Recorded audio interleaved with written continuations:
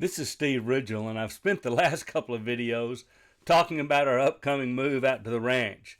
And so there's been how much our house is worth and why we're moving out in the country at our age. But one more question that's kind of come up a time or two, so I thought I'd just talk about that.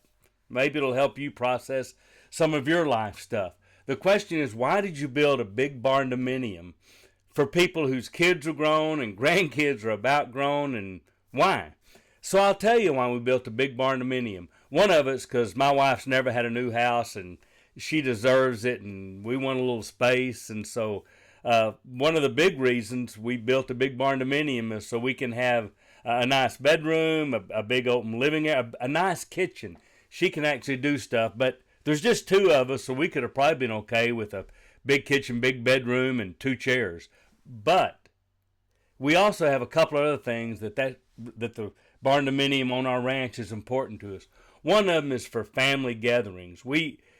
Our family likes the country. I mean, my daughter and her family, my son and his family, they all like the country, and we wanted to have plenty of room for family gatherings when we do Christmas or Thanksgiving. Now, we're not naive. My grands are growing up, and their first priority is going to be when they leave home is come home to their home.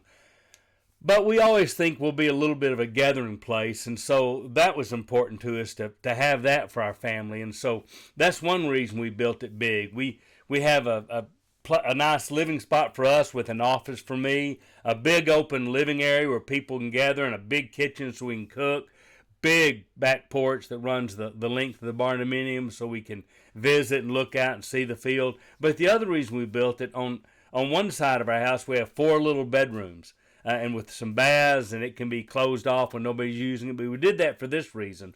One, for family stuff, but we also anticipate having a lot of people out there for different things. If the Lord gives us health, and we've actually prayed for God to bless it this way, we have church groups that are going to be out there, ministry staffs that may come out there, elders that may have kind of mini one-day retreats to talk about things that matter.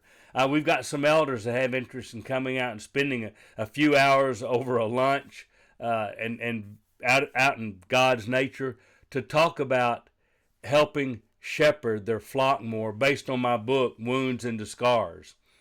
I think that would be good. We've got some people that want to come out and do let's do some concentrated, help us learn how to talk about Jesus.